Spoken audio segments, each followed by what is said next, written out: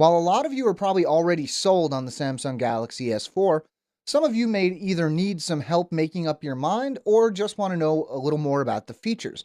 So what we're going to do is show you some of our favorite features on the Samsung Galaxy S4.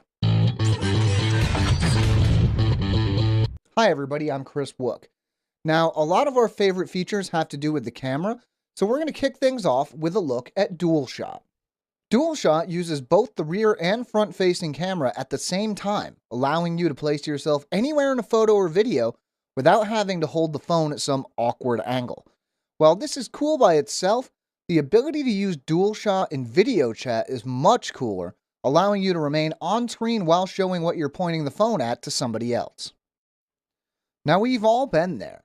You're trying to take a photo at a super busy location, but people keep walking through your shot at exactly the wrong time. The S4's eraser mode aims to fix this. Instead of simply taking a photo, this mode records for a few seconds and analyzes the result, hopefully removing any stray passers-by from the photo.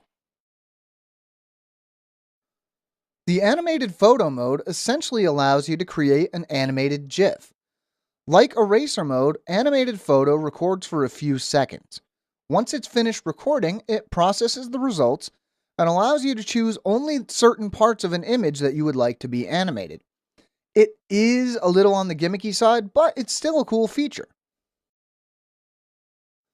DramaShot produces photos showing the track of a subject in the foreground while the background remains static.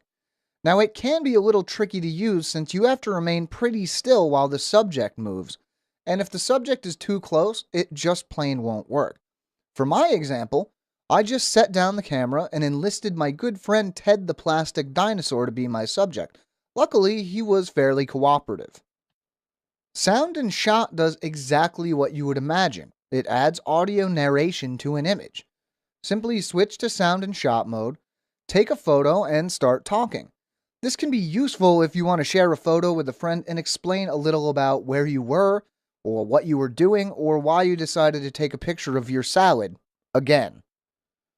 If you've ever used a Samsung device that had an S Pen, AirView is going to feel very familiar as it does the same thing when you hover over the screen, except now it's your finger instead of a piece of plastic.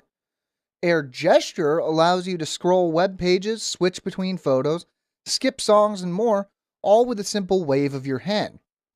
This is useful if you don't want to touch your device. Maybe you're eating hot wings, but it's not something you'll likely be using all of the time.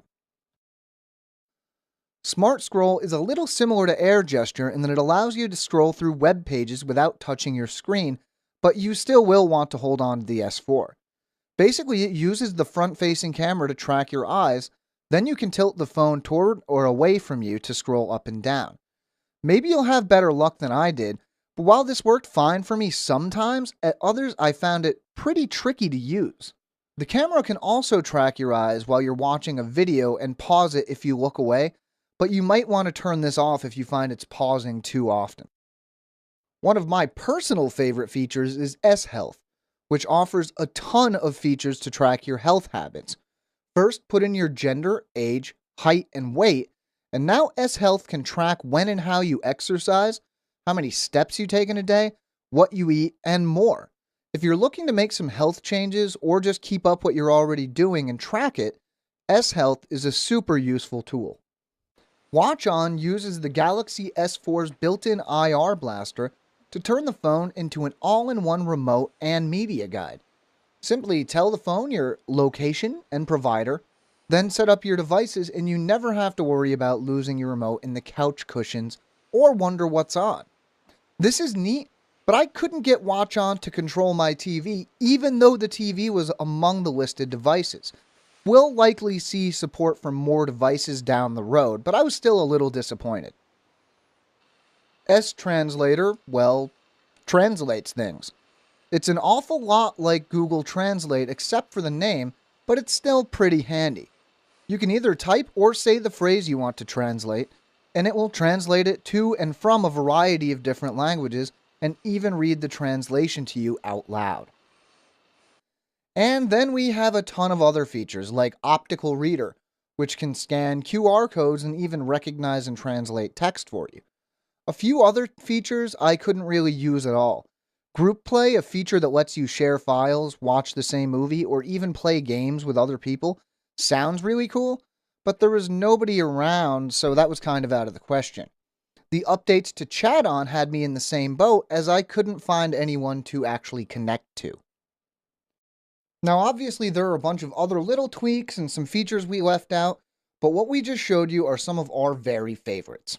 We have a written companion to this video, so if you want to know more, head over to AndroidAuthority.com. You can find the link in this video's description.